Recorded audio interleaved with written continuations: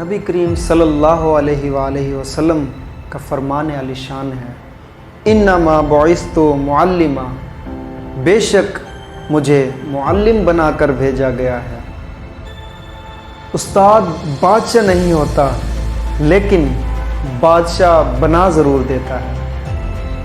اپنے استاد کی عزت کیا کرو، یہی وہ ہستی ہے جو تمہیں اندھیرے سے نکال کر روشنی کی راہ دکھاتی ہے۔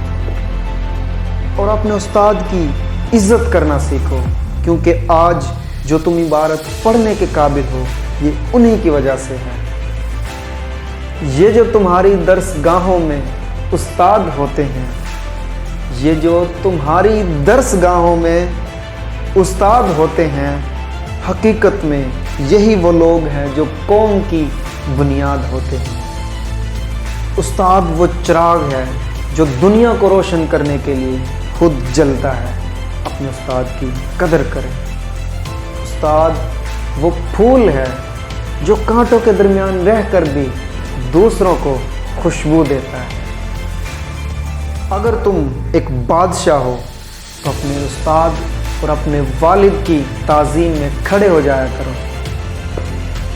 گمنامی کے اندھیروں میں تھا، مجھے پہچان بنا دیا، دنیا کے غم سے مجھے انہوں نے انجان بنا دیا۔